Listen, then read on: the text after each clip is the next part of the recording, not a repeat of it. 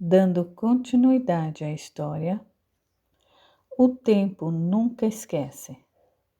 Ditado pelo espírito Marco Aurélio, psicografado por Marcelo César, narrado por Lucy. Capítulo 18.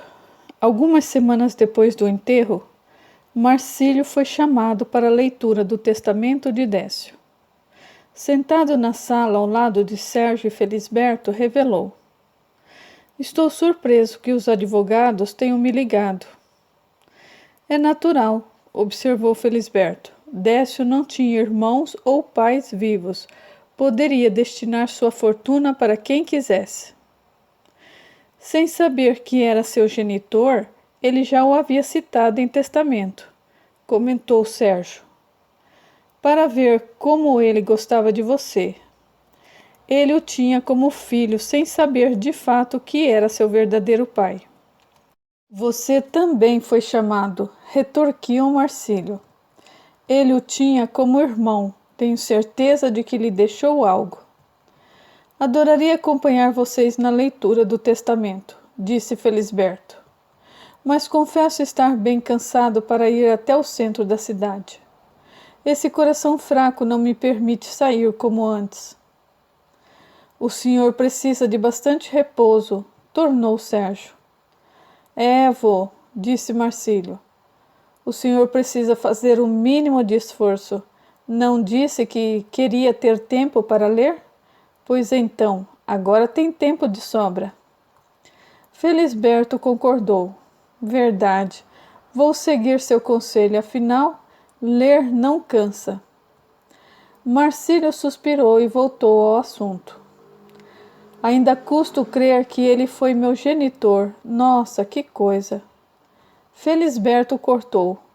"Marcílio, precisa entender que estamos tratando de um assunto delicado. Você não tem ideia do que aconteceu entre sua mãe e Décio."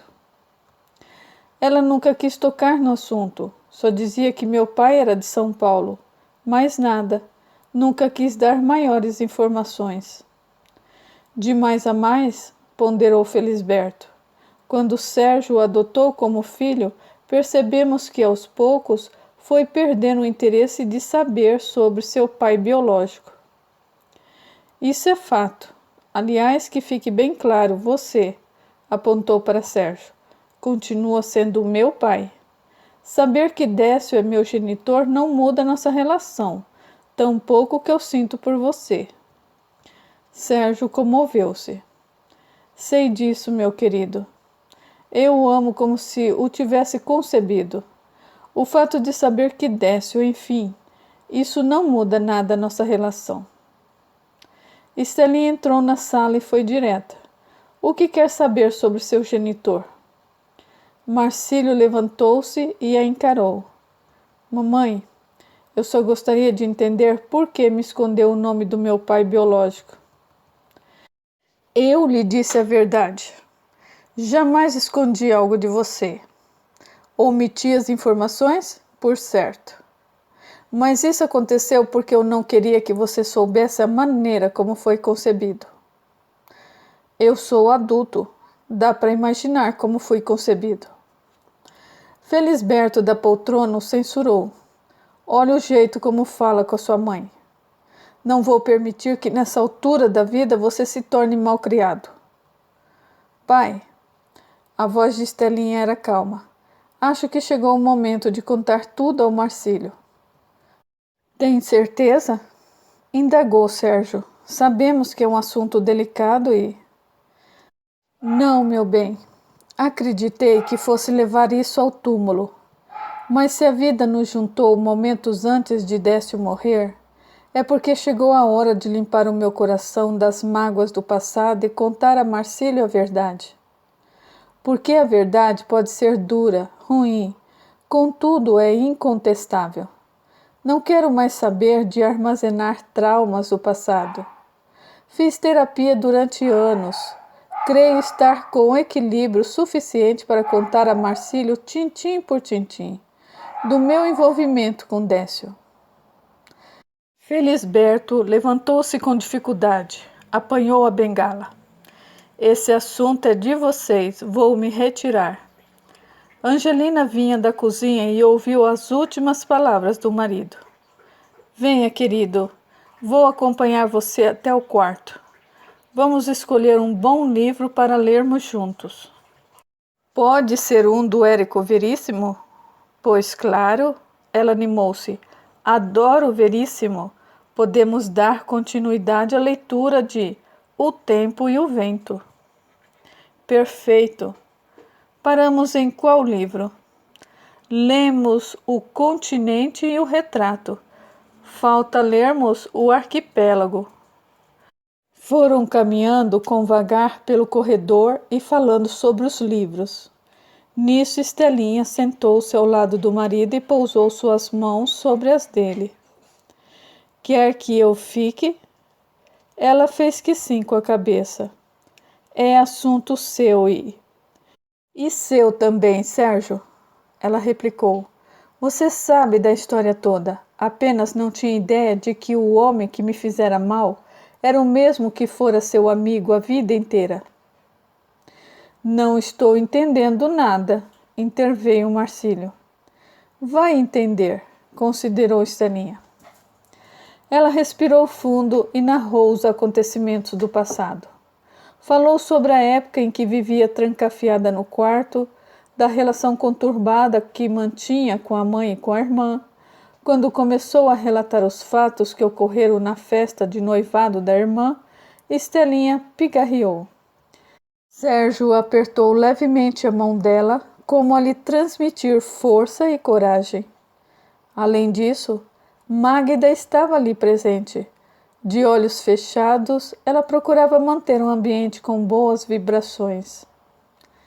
Décio era pedante e insistente. Um rapaz arrogante que destratava as pessoas mais simples.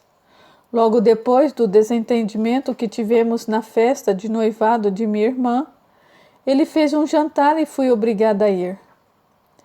Minha mãe e uma amiga dela, Teresa, fizeram o possível e o impossível para eu ir a esse encontro. Eu fui, mas tudo não passou de uma armação. Os pais de Décio não estavam em casa e ele dispensou funcionários. Jantamos sozinhos.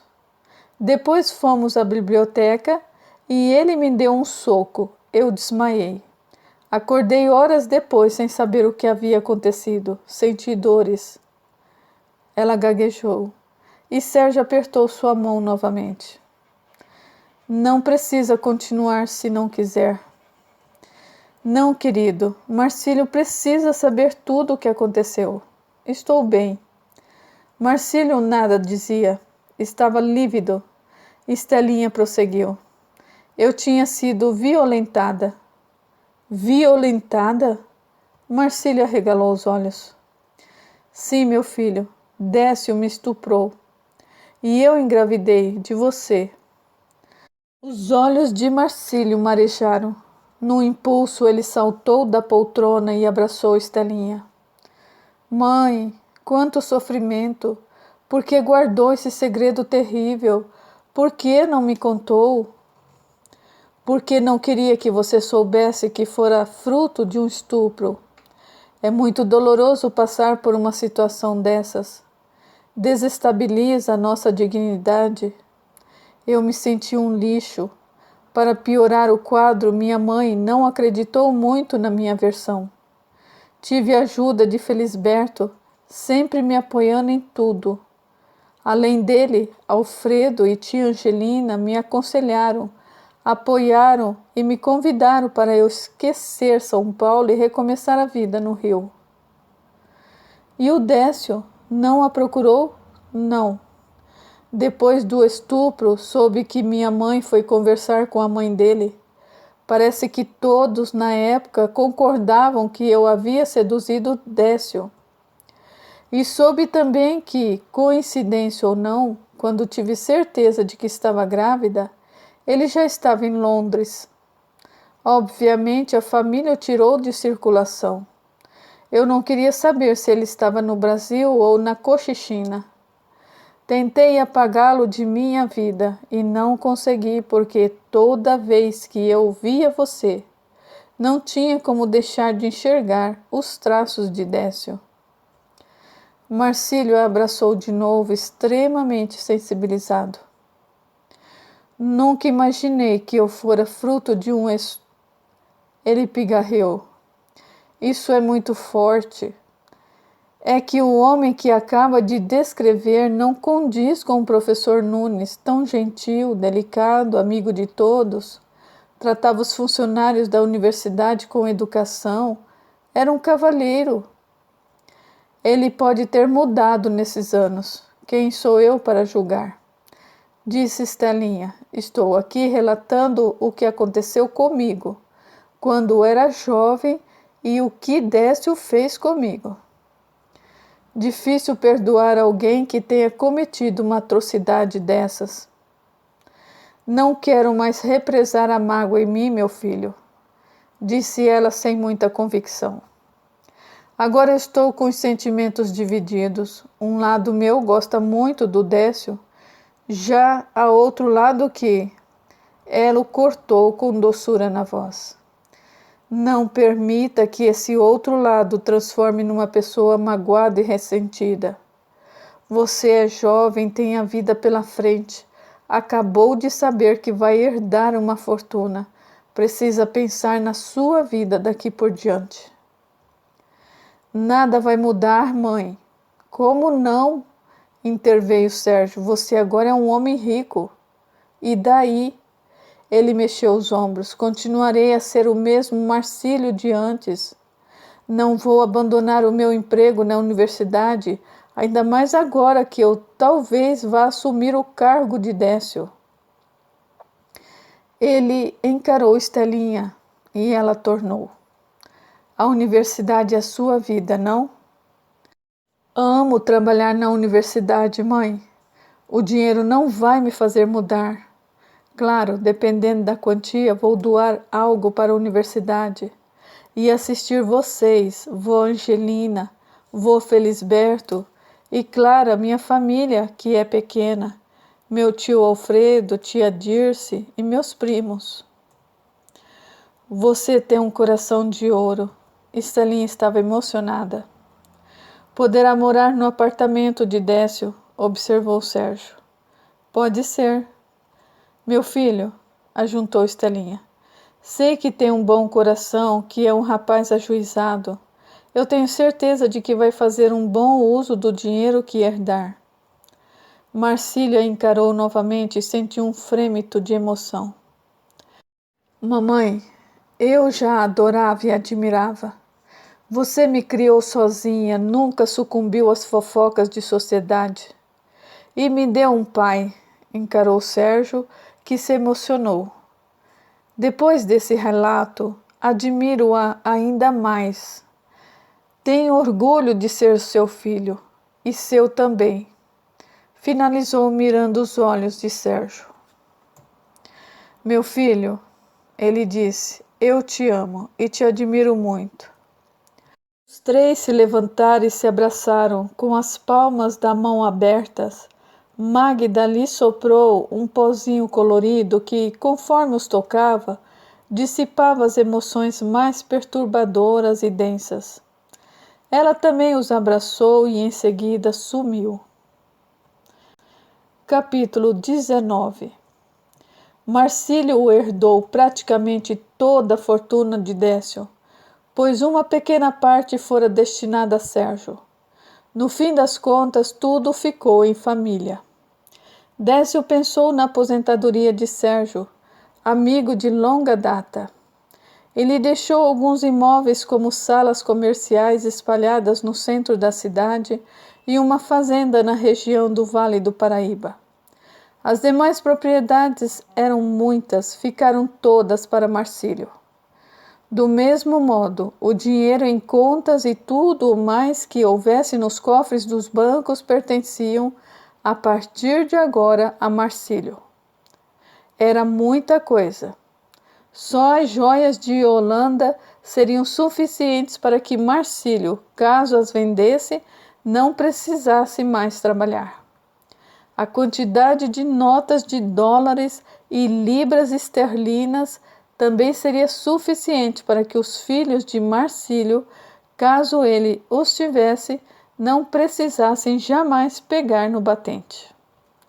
No entanto, ser dono de tamanha fortuna não subiu à cabeça. Pé no chão, Marcílio recebeu tudo, contratou um escritor especializado na administração de grandes fortunas e sua primeira providência foi tirar férias. Estavam no meio do ano. Eram as férias de julho.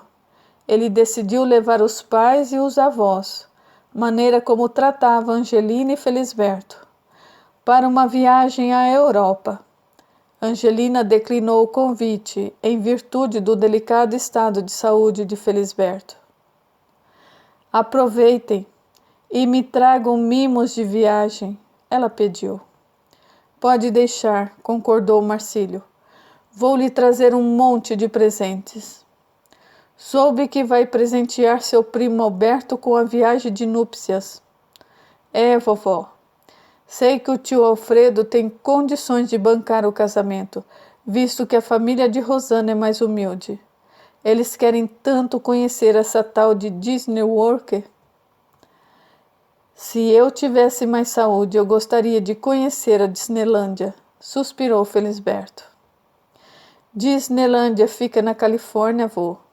A Disney World, inaugurada recentemente, fica na Flórida. Bom, tudo fica nos Estados Unidos, dá na mesma. Riram e Marcílio considerou. Na volta teremos surpresas. Que surpresas, querido? Indagou Angelina. Calma, conto depois que voltar.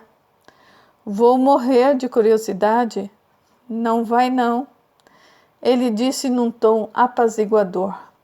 A senhora vai adorar a ideia. Marcílio, Estelinha e Sérgio tomaram o avião rumo a Lisboa numa noite estrelada. Ficariam alguns dias e dali fariam um passeio em direção às principais cidades europeias. Estelinha queria muito conhecer Viena, cidade natal de Freud. Sérgio queria voltar a Londres e matar as saudades do tempo em que lá permanecera ao lado de Décio. Depois de um mês, voltaram alegres e sorridentes, com as malas carregadas de presentes. Marcílio trouxe vestidos e perfumes para Angelina e alguns livros portugueses para Felisberto.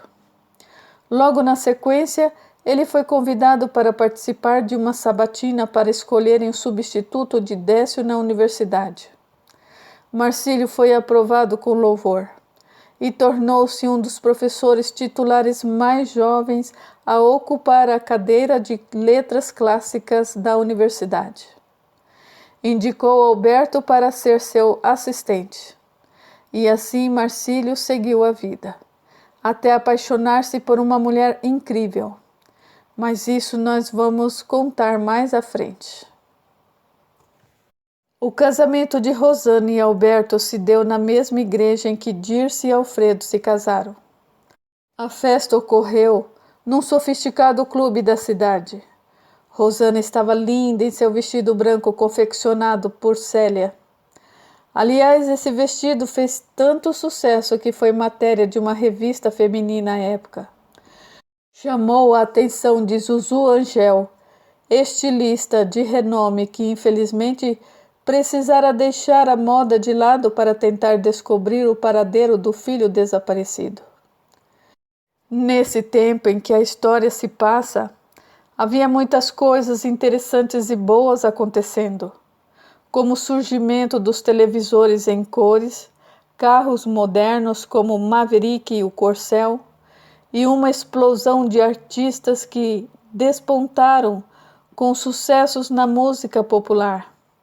Havia também coisas nada boas, como repressão, censura e torturas. O Chile, por exemplo, sofrera um golpe militar que resultou na morte do presidente Salvador Allende. Os Estados Unidos começavam a jogar a toalha sobre uma das batalhas mais sangrentas e sem sentido da história, a Guerra do Vietnã. O Brasil vivia uma época de crescimento econômico magistral, período conhecido como milagre econômico, e ao mesmo tempo era palco de uma das eras mais truculentas da história.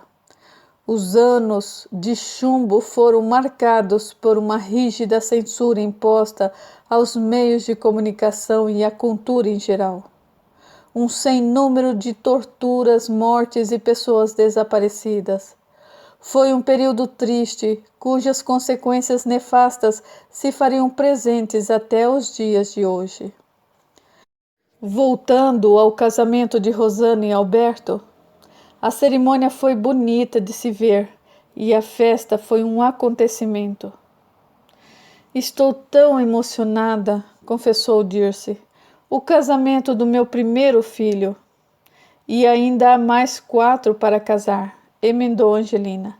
Nicolau, Célia, Cleonice e Antonieta. Antonieta é tão novinha, observou Estelinha. Será que vai pensar em casar?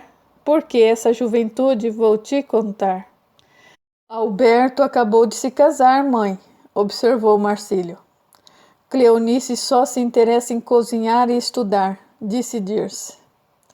Qual o nome do curso que ela faz? Quis saber Angelina. Engenharia de alimentos. Ela não tem cabeça para mais nada. E o Nicolau? Interessou-se em saber Estelinha. Antes ele ia bastante lá em casa, depois que cresceu quase não o vejo. Depois que se formou, ele mergulhou no trabalho. A meu ver, Nicolau não quer nada sério. Nas horas de folga prefere ler um bom livro, ajuntou Dirce. Ele está certo, disse Marcílio, isso mesmo. O casamento do seu primo não o motivou a querer fazer o mesmo? Quis saber Dirce. Até que dá vontade, mas não encontrei ainda uma mulher que mexa comigo. E um jovem rico pode ter a mulher que quiser. Imagina, Marcílio nem parece que é rico, confessou Estelinha. Continua com os mesmos hábitos, quer dizer, agora decidiu sair de casa. E que tem isso? Eu sou bem grandinho, não? Gostaria que saísse de casa quando se casasse, como aconteceu com Alberto. Não sei quando isso vai acontecer, mãe. Além do mais, conversamos sobre esse assunto durante nossa viagem. Ele se virou para Dirce e falou num tom engraçado. Tia, a minha mãe queria me empurrar para tudo quanto era moça. Se dependesse dela, eu teria arrumado uma namorada francesa, ou uma alemã, uma inglesa, talvez uma polonesa. Caíram na gargalhada. Estelinha tentou se justificar. É que você é tão meigo. Sei que vai dar excelente marido. A senhora é suspeita para falar. Não é não, interveio Dirce. Você é um doce de criatura, sua mãe está certa. Tenho certeza de que a mulher que escolher para ser sua esposa será muito feliz. Assim espero, tia. Assim espero. Marcílio levantou-se e deixou a roda que havia feito com as cadeiras em círculo. Ele se dirigiu a uma outra roda em que estava Alberto, Nicolau, Sérgio e Alfredo. Dirce também se levantou para conversar com os convidados. Angelina consultou o relógio. Hora de ver se Felisberto está bem. Está lá no canto, conversando animado com Antonieta. Angelina os procurou com os olhos e quando os viu, sorriu. Vou lá ver se ele precisa de algo, já volto. Estelinha concordou com a cabeça e quando fez menção de se levantar, Célia apareceu. Tia, viu como os convidados elogiaram o vestido da Rosana? Vieram perguntar se ele tinha sido feito pelo ateliê de Denner. Acredita? Claro que eu acredito. Seu vestido é digno de um ateliê de alta costura, como o do Denner. Ou deveria estar na vitrine da loja de marocas do Boys. Você a conheceu? Não propriamente. Um antigo funcionário da casa de mamãe foi trabalhar com marocas. Ela o ajudou muito e ele teve uma carreira maravilhosa. De quem estão falando? Era a voz de Dalva, prima de Estelinha, que viera de São Paulo unicamente para o casamento de Alberto. Do passado, tornou Estelinha. De Marocas do Bois. Trabalhei na loja dela, disse Dalva sorridente. Então esse negócio de moda já está na família há tempos? Surpreendeu-se Célia. Por certo, um de meus filhos é gerente da loja que pertenceu à dona Marocas. Ela faleceu, não? Indagou Estelinha. Sim, faz uns anos. Um parente distante herdou a loja, mas não gosta do ramo. Ele ofereceu um negócio para Ana, uma antiga funcionária, e ela não tinha dinheiro para comprar e estava mais interessada na aposentadoria. Só que o Arthur sempre gostou de moda. Conversou com o padrinho dele, que mora na França, que por sinal trabalha com moda. Elas riram e Dalva prosseguiu. Contudo, Raimundo está expandindo os negócios e não acha que vale a pena comprar a loja. Está se referindo ao Raimundo, o brasileiro que faz chapéus para 9 de cada 10 celebridades? É isso mesmo? Perguntou Célia, apoplética. Pensei que tinha falado dele para você, interveio Estelinha. Não, tia. A senhora nunca me disse nada. Como pôde? Acho que nunca houve abertura para tratarmos desse assunto. Raimundo é um amigo querido, trocamos cartas. Nós nos encontramos na viagem que fiz à Europa. Ele é casado com uma mulher divina, tem filhos maravilhosos. Agora não saio daqui sem me contar a história de Raimundo. Estelinha contou tudo, desde quando ele foi empregado na casa da mãe dela. Dalva deu sequência contando sobre o trabalho dele na loja de Marocas e de sua ascensão profissional meteórica. E estou pasmada com tanta informação, surpreendeu-se Célia. Fico feliz que goste de moda e parabéns pelo vestido, Rosana está linda, elogiou Dalva. Viu? Disse Estelinha. O seu vestido, como já falei, é digno de estar na vitrine da loja de Marocas do Bois. Dalva fez um muxoxo. Uma pena. A loja já foi glamurosa um dia. A localização não é das melhores, sabe? O ateliê fica no centro da cidade que anda bem decadente. As boas lojas e boutiques agora se concentram na Rua Augusta, nos Jardins. Mais um motivo que fez Arthur ficar reticente em relação à compra da loja. Adoraria conhecer seu filho, disse Célia. Algo me diz que vocês vão se adorar. Somos da mesma família e não nos conhecemos.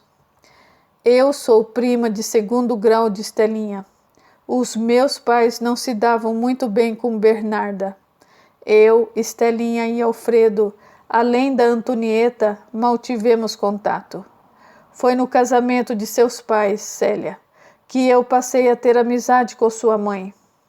De vez em quando nos falávamos pelo telefone. De mais a mais eu também me casei, tive filhos. É natural que, com o tempo, fôssemos nos afastando. Você está certa, assegurou Dirce. A família e a rotina nos mantiveram afastadas. Precisamos retomar o contato, nos ver mais vezes, mesmo que eu more no Rio e você em São Paulo. Se você é prima de segundo grau do meu pai, disse Célia, levando o dedo ao queixo. O Arthur é meu primo de terceiro grau, seria isso? Não importa o grau de parentesco, observou Dalva. Quer dizer, pode ser importante no caso de você e Arthur se darem bem. Célia enrubesceu. Você é uma moça muito bonita e simpática, tornou Dalva. Meu filho, modéstia à parte, é um moço bonito e simpático. Ele não namora. E você? Também não. Quem sabe, sondou Dirce. De repente sua cara metade pode estar em outra cidade. Mãe, protestou Célia, está querendo me casar? Todas riram. Estelinha percebeu que Célia não estava confortável e mudou de assunto. É tão bom manter amizade com pessoas de que gostamos. Também acho, concordou Dalva. Eu tenho mais contato com os familiares do meu marido. Sinto falta de estar perto de pessoas com as quais tenho afinidade. Eu também, admitiu Estelinha. Meu círculo de amizade é bem pequeno. Eu me relaciono bem com a Dirce, com o Alfredo e com as crianças. Estelinha foi discreta e não quis comentar sobre a frieza de Cleonice em relação a ela. Adoro quando nos chamam de crianças, tia. Aos nossos olhos, afirmou Estelinha, você e seus irmãos sempre serão nossas crianças. Continuaram a conversa animada. Logo foram chamadas para se dirigirem à mesa principal. Os noivos estavam prestes a cortar o bolo. Capítulo 20. O vestido de Rosana foi matéria de revista de desfile. E Célia, que trabalhava numa boutique em Ipanema, ganhou fama da noite para o dia. Nesse meio tempo, quis ir a São Paulo. Desejava conhecer a loja que um dia pertencera a Marocas Dubois. Só estava um pouco preocupada com Dalva. Ela não parava de falar do filho e essa pressão a incomodava um pouco. Mesmo assim, decidiu viajar.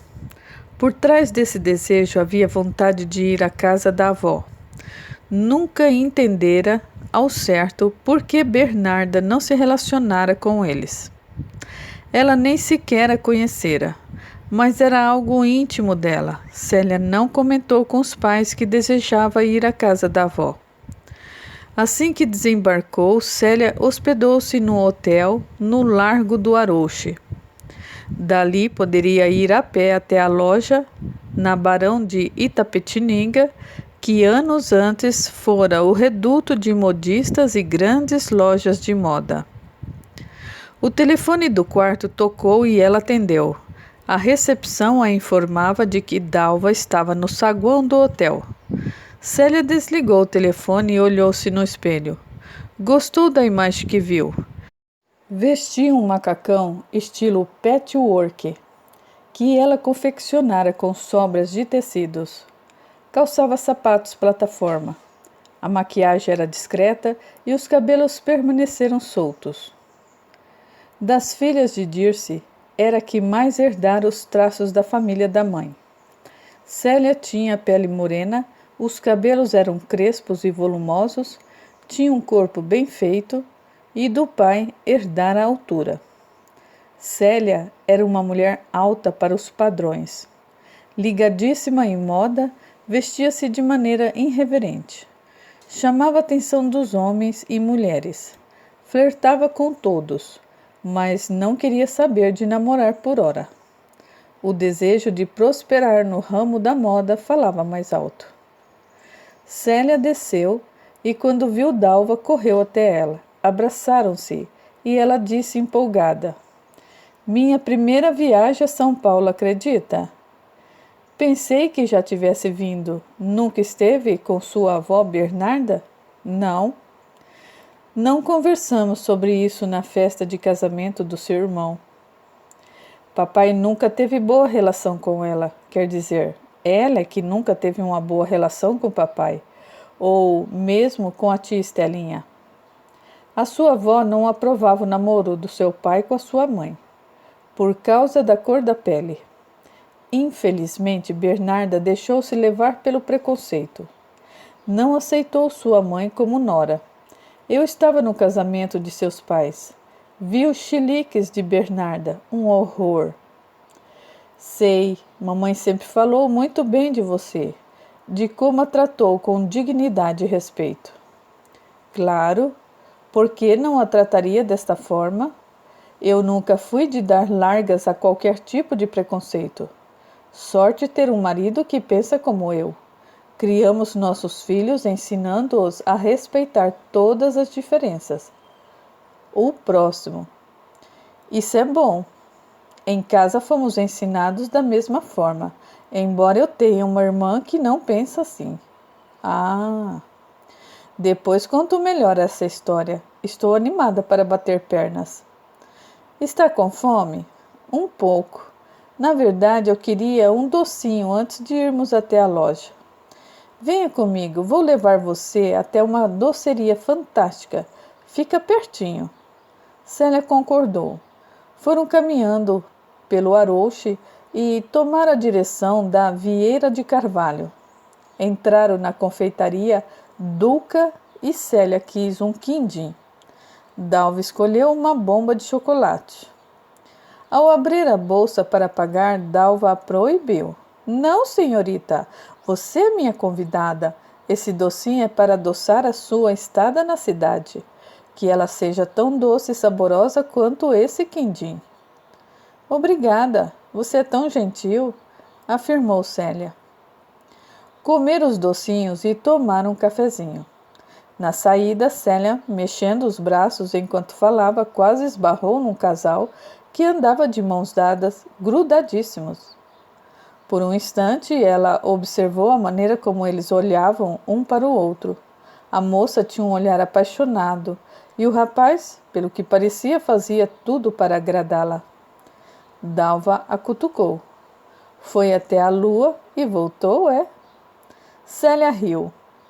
Eu viajei um pouco. Está vendo aquele casal próximo ao balcão? Dalva os viu e fez que sim com a cabeça. Eles me parecem tão apaixonados. De fato, concordou Dalva. Parecem estar vivendo um conto de fadas. Acho tão lindo. Você é romântica. Sou sim, admitiu Célia. Adoraria conhecer alguém com quem pudesse viver uma história de amor. O que foi? Algo me diz que você e Arthur vão se dar bem. Célia riu novamente. De novo dando uma de cupido? O que é isso, Dalva? Eu não sei explicar, mas você e Arthur vão se dar bem, sinto isso. Não quer dizer que vamos nos apaixonar e casar. Podemos ser amigos, bons amigos. Continuaram a conversar e alguns minutos depois estava em frente à loja. Célia não gostou muito da aparência. O imóvel estava envelhecido, com pintura descascada, manchas de umidade na fachada, e o entorno não tinha mais o glamour de anos atrás. Nessa época, o centro da cidade estava à deriva, assim como acontecia em outras capitais do país. As manequins da vitrine trajavam vestidos feitos para a noite, para festas. Não era o tipo de moda com a qual Célia se identificava. Entraram na loja e uma simpática vendedora as atendeu. Quando viu se tratar de Dalva, a moça abriu um largo sorriso. Dona Dalva, quanto tempo! Elas se cumprimentaram com beijinhos e Dalva apresentou Célia à moça. Esta é Joana. Cumprimentaram-se e ela prosseguiu. Joana é neta de Sebastião, motorista que trabalhou para Bernarda. É mesmo? Indagou Célia, surpresa. Sim, concordou a mulher. Meu avô Sebastião trabalhou muitos anos na casa de sua avó. Será que ele poderia me dar informações sobre ela? Quis saber Célia. Infelizmente, vovô faleceu faz alguns anos. Que pena! E virando-se para Dalva, perguntou: Não tem nadinha de informação? Eu sou a última pessoa para quem deve perguntar sobre Bernarda. Nós não temos convívio. Para falar a verdade, nunca estive com ela. De mais a mais, são questões delicadas de convívio ou a falta dele, que abraçam muitas famílias. Nós não crescemos com raiva ou qualquer ressentimento em relação a Bernarda. Simplesmente é alguém que nunca fez parte das nossas vidas. Compreendo, concordou Célia. Nesse instante surgiu próximo ao balcão um rapaz alto, corpo atlético, com um bigode bem aparado. Vestia-se com apuro e era bem atraente. Seus dentes perfeitamente enfileirados realçavam o sorriso. Dalva abriu os braços e disse em tom amável: Meu filho, que saudades! Eles se abraçaram e Arthur a beijou várias vezes no rosto. Mamãe precisa se acostumar com a ideia de que cresci e que preciso ter o meu canto. Sei disso, mas é difícil uma mãe se separar do filho. Até ontem você vivia em casa. Eu e mais 2 irmãos. É verdade. Ela disse numa voz baixa, demonstrando claramente que Arthur era o seu filho preferido. Deixa eu lhe apresentar. Esta é a Célia de quem lhe falei. Ele a mediu de cima a baixo, achou Célia uma moça bonita, atraente, abriu um largo sorriso e a cumprimentou. Prazer. Seja bem-vinda a São Paulo. Obrigada. Além de bonito, é muito simpático. Ele corou levemente. Direta. Gosto de gente assim. A simpatia entre ambos foi automática. Dalva percebeu e alegrou-se. Não falei que vocês iam se dar bem? Ainda tenho um bom faro para juntar as pessoas. Mãe! Protestou Arthur. Mal conheci a Célia e já quer me arrumar uma namorada? Que mal há nisso! Desde o primeiro momento que botei os olhos na Célia, eu gostei dela. Seria uma nora e tanto. Arthur revirou os olhos nas órbitas. Isso não implica que vamos nos casar na semana que vem. Joana sorriu e perguntou: Querem um café? Todos assentiram e ela prosseguiu: Vou lá dentro preparar um café fresquinho. Célia observou o interior da loja e comentou com Arthur: A loja tem um ar de construção antiga. Você é muito educada, observou Arthur. A palavra certa seria decadente. A loja estacionou em 1940 e os vestidos da vitrine? Apontou. Não combinam com o estilo de vida contemporâneo. Tem razão, concordou Célia. Uma pena. Por isso não quero investir na compra do imóvel ou mesmo na marca Marocas do Boys. Gostaria de ter a minha própria marca. Arthur desenha que é uma beleza, disse Dalva. Mãe! Exclamou. Quanta propaganda! Se é para enaltecer seus feitos, por que não? É verdade, aqueceu Célia. Por que não valorizar seu potencial? Se você é criativo e desenha bem... Ele animou-se e abaixou-se atrás do balcão. Apanhou uma pasta grande e mostrou a Célia alguns croquis. Ela surpreendeu-se e animou-se. São todos desenhos seus? Sim. Não disse que ele é um artista? Interveio Dalva. É sim. Tenho que concordar com a sua mãe, Arthur. Você tem ideias maravilhosas. Combinam com as minhas. Ela tirou da bolsa a revista que mencionara seu vestido de noiva. Abriu o exemplar e mostrou a Arthur a matéria. E a foto. Não posso crer, disse ele. É um dos vestidos mais lindos que eu já vi em toda a minha vida. Moderno, elegante, amei. Parece que temos ideias bem parecidas acerca da moda. Eu tenho vontade de ter uma marca própria e criar roupas jovens, coloridas, alegres. Eu também, disse ele num tom desanimador. O que foi? Quis saber Célia. Por que disse nesse tom baixo astral? Porque eu só trabalho nessa loja por não ter tido oportunidade de trabalhar em outro ateliê. Eu fiz contabilidade, mas eu não gostaria de trabalhar num escritório. A bem da verdade, estudei porque meu pai insistia, sabe? Ele sempre achou que seus filhos tinham que prestar concurso, trabalhar no Banco do Brasil, coisas do tipo. Sei como é isso. Tenho amigos que estão deixando de seguir carreiras naquilo que gostam porque os pais acham que eles têm que seguir essa ou aquela carreira, minando a criatividade e cortando o barato desses jovens. Pois é, Arthur aqueceu. Célia prosseguiu. Graças a Deus, lá em casa nunca sofremos esse tipo de intervenção. Eles riram e ela continuou. Meus pais sempre nos deixaram à vontade em relação à escolha de nossas carreiras. Que bom que tem pais assim, declarou Arthur. O seu pai só quis que estudasse contabilidade por conta da facilidade de arrumar um emprego. Dalva defendia a posição da família. Sei, mãe, entendo. Vou lhe confidenciar algo, sussurrou Dalva a Célia. O que é?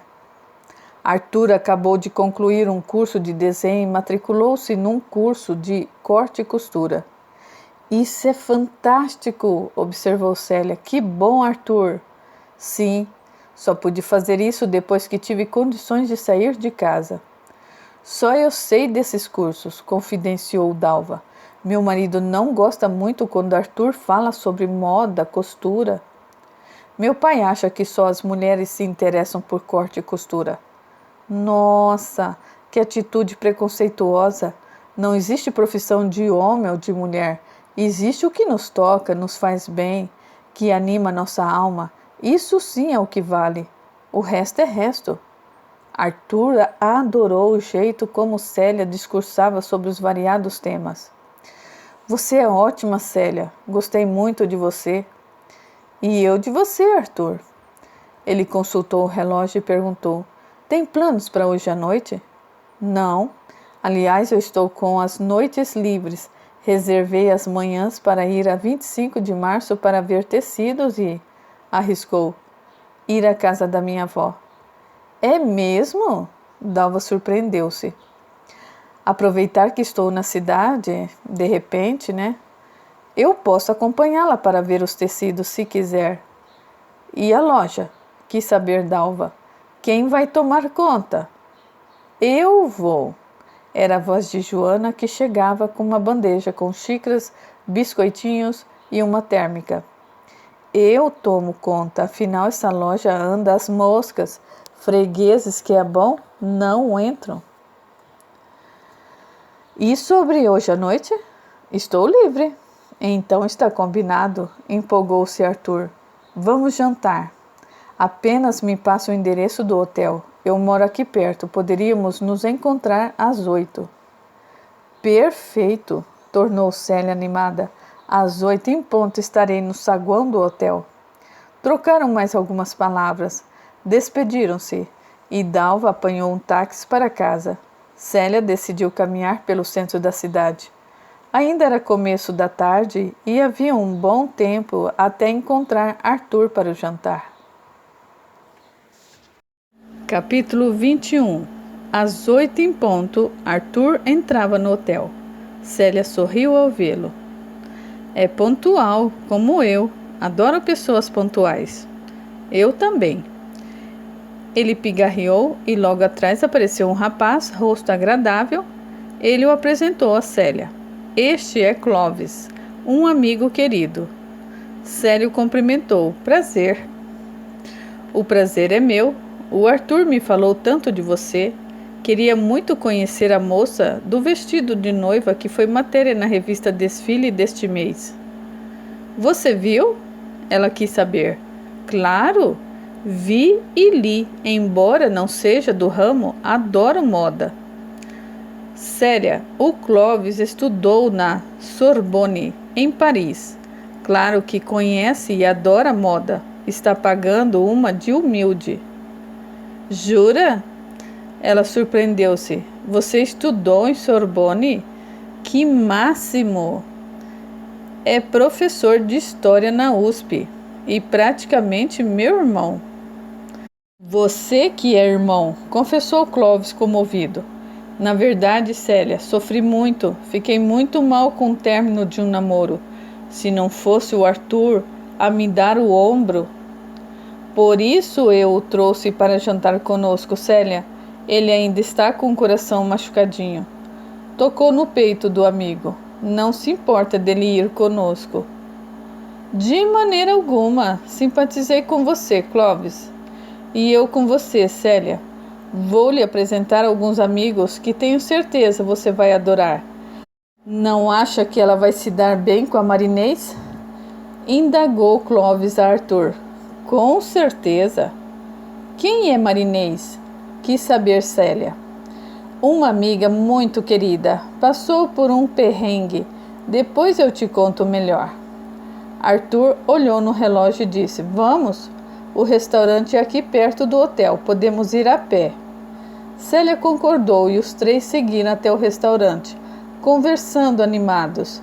Pareciam amigos de longa data.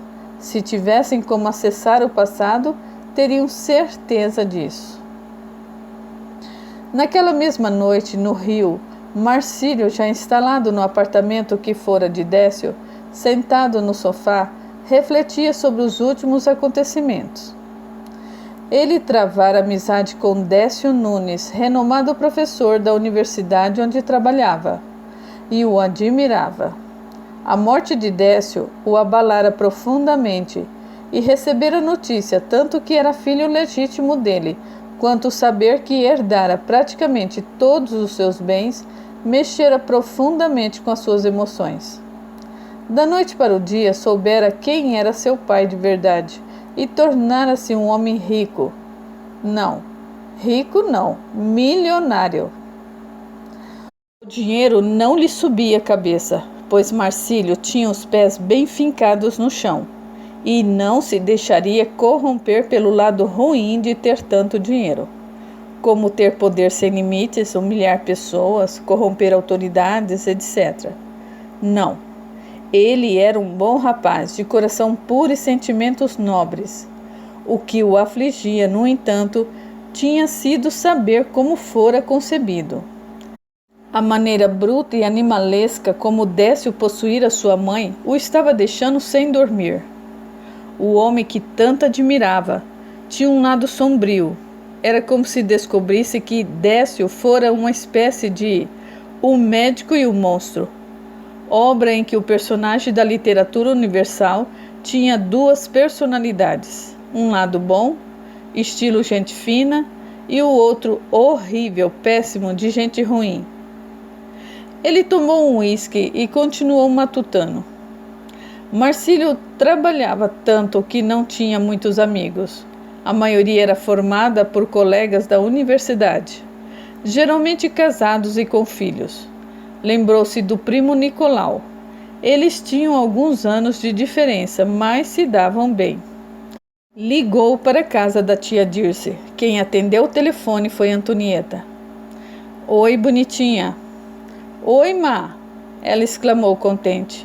O Nicolau está? Peraí que vou chamar ele, disse na sua vozinha infantil e divertida. Alguns momentos depois, Nicolau atendeu. Fala, primo, que foi? Estou me sentindo muito só. Gostaria de companhia para jantar fora. Topa? Claro. Não tem compromisso? Não. Hoje eu ia ficar de bobeira, vendo novela com os meus pais. Então vamos jantar. Eu bebi um pouco e não gostaria mesmo de dirigir. Eu passo e te pego, pode ser? Que horas você passa aqui? Vou tomar um banho rápido e trocar de roupa. Daqui a 1 hora eu passo para te apanhar. Combinado. Também vou tomar banho e aguardar na portaria.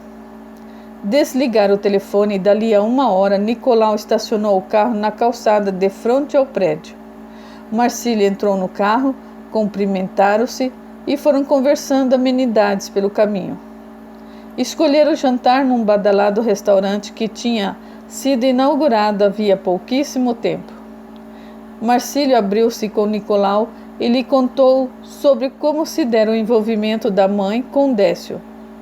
Depois de escutar tudo, Nicolau mordiscou os lábios e bebericou seu drink. Que chocante, concluiu ele. Não precisava de motivos, mas essa história cabeluda me faz amar e admirar mais ainda a tia Estelinha. Eu também, Nicolau. Hoje eu tenho mais respeito e admiração pela minha mãe.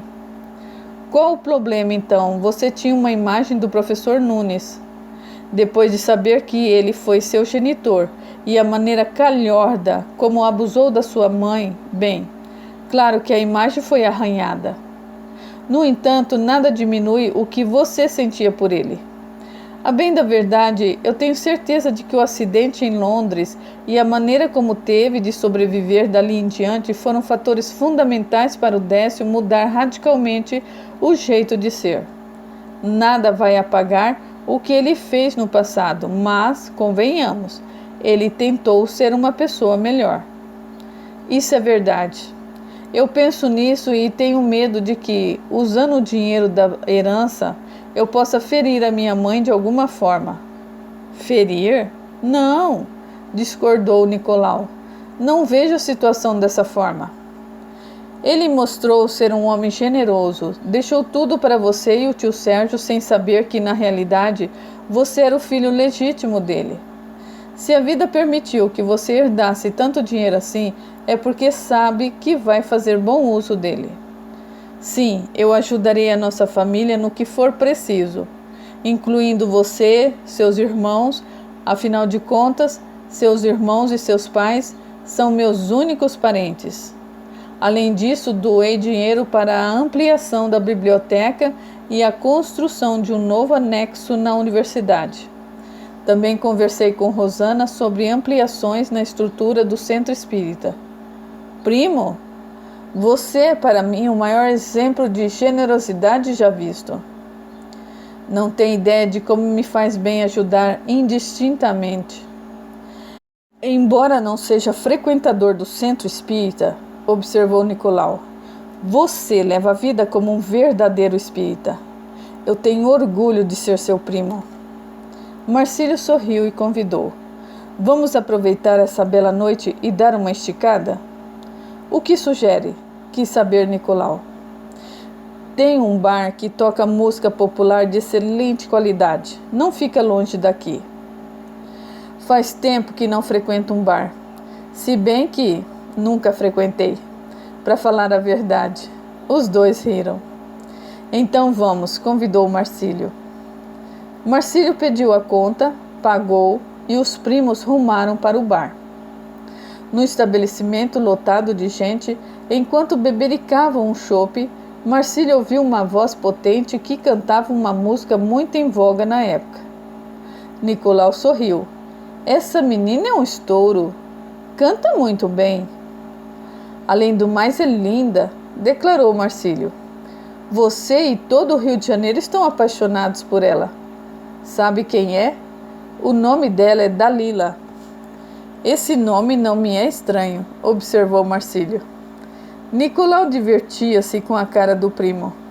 Marcílio estava de queixo caído. Parecia, apenas parecia, que se tratava de amor à primeira vista. Será? Capítulo 22. O jantar corria de forma agradável. Célia sentia-se bem à vontade com os rapazes. Ouviu a história de Clóvis e meneou a cabeça de forma negativa. Esses tipos é cada história de arrepiar. Como tem gente que não presta, confessou Arthur. Esse rapaz acabou com a vida de Clóvis. É verdade, Arthur. Fiquei bem ruinzinho. Envolver-me com o Henrique foi uma das piores coisas que fiz na minha vida.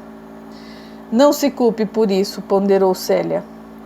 Fez o melhor que pôde. Cada um de nós está sempre dando o melhor de si. Dê graças a Deus que se livrou dessa peste. Não sei se você curte. A voz de Arthur era cautelosa.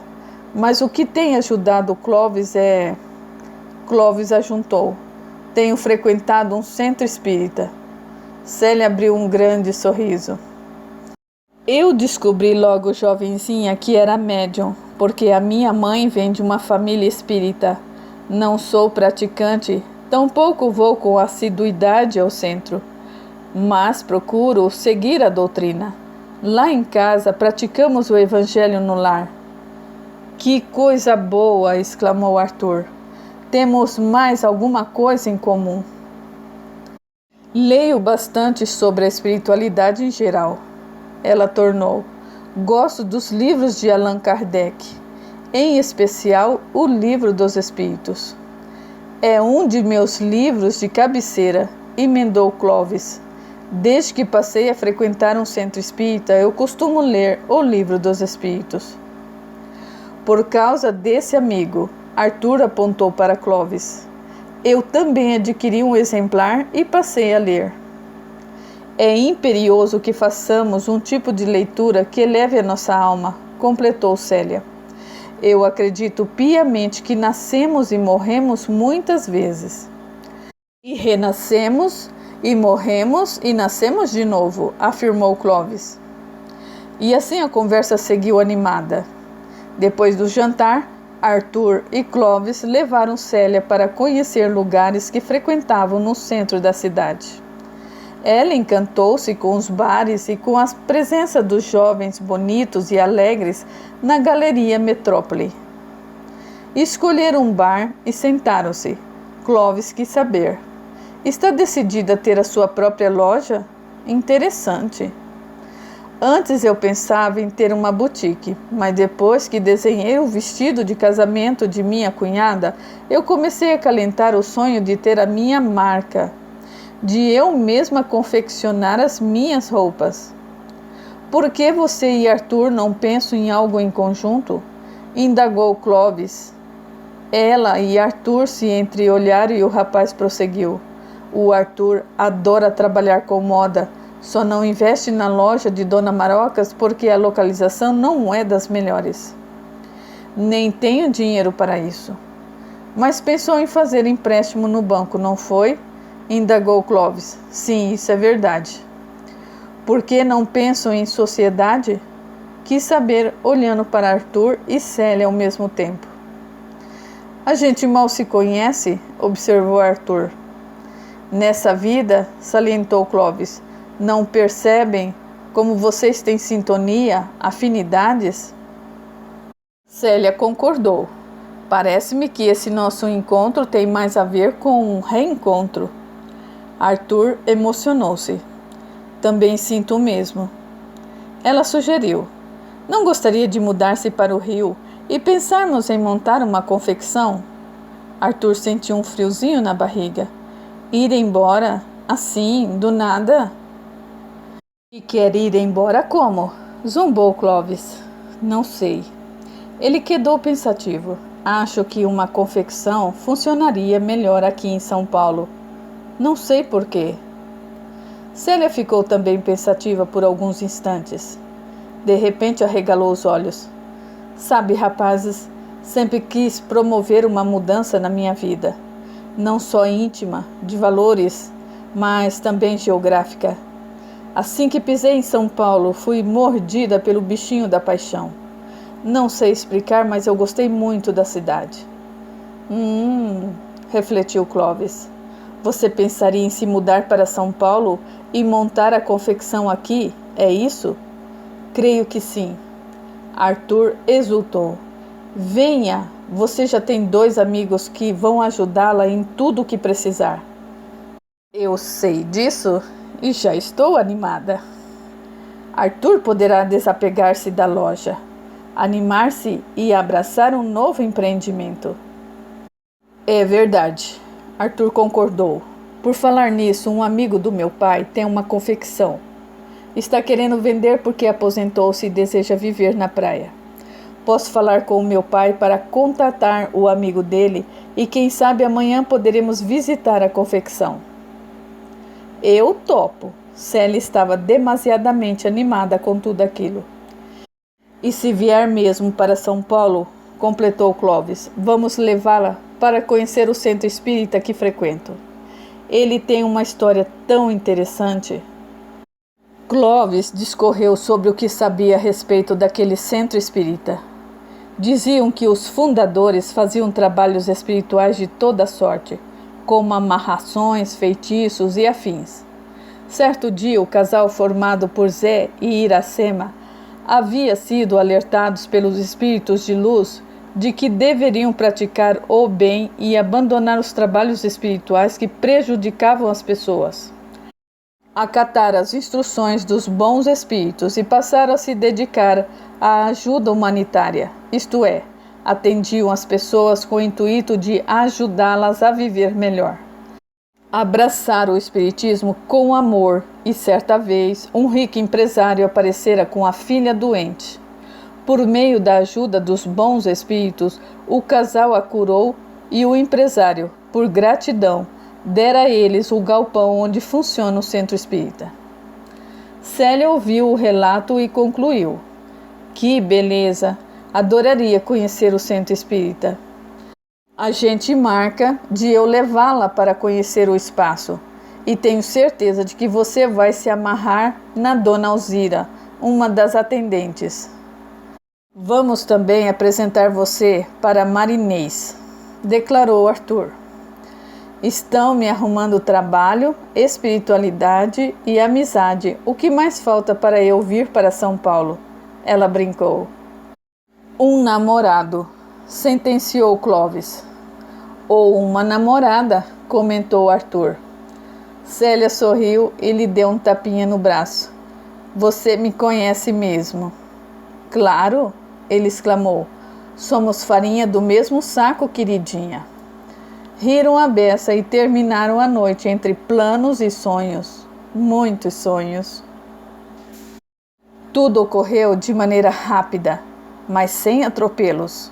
No dia imediato, Arthur conseguiu, com o pai, o telefone do dono da confecção. Foram visitar o imóvel. Célia e Arthur gostaram do espaço. As máquinas, na maioria, eram velhas, mas precisavam de pouca manutenção. A documentação e a contabilidade estavam em ordem. O proprietário queria mesmo aposentar-se, fazer uma boa poupança com a venda do negócio e ir embora da cidade. Dali a um mês, Célia contratou um advogado especializado, indicação de Alfredo. Ele conferiu os balanços, contas, tudo. Deu sinal verde para a compra. Marcílio deu um pulo na cidade para conhecer o empreendimento. Simpatizou com Arthur. Propôs sociedade e deu dinheiro para a compra do negócio. Só vou pedir uma coisa para vocês. Solicitou enquanto almoçavam ali próximo ao hotel em que Célia novamente havia se hospedado. O que seria? Indagou Arthur. Que vocês mantenham os funcionários da confecção. Apenas liberem os que não quiserem mais ali permanecer. Pagamos todos os direitos. Jamais demitiria os funcionários, comentou Célia. Conversamos com todos e apenas o chefe das costureiras não quer mais ficar. Ele trabalhou com o dono desde a fundação da confecção e não se sente à vontade de permanecer ali com novos proprietários. Tudo bem, avaliou Marcílio. Vocês têm carta branca para contratar, demitir, gerir um negócio. Eu sou aquele sócio que nunca vai aparecer e pegar no pé. Riu ele. O meu negócio é e será sempre a universidade. Preciso apresentar você ao Clovis, comentou Arthur. Ele é professor de história, leciona na USP. Adoraria conhecê-lo, mas vai ficar para outra oportunidade. Eu preciso voltar à tardezinha para o Rio. Célia observou Marcílio e sondou. Essa pressa em ir embora para casa está me cheirando a rabo de saia. É isso mesmo? Marcílio riu com gosto. Priminha, você é perspicaz. Acertou em cheio. Estou meio gamado numa moça. Ainda não me declarei.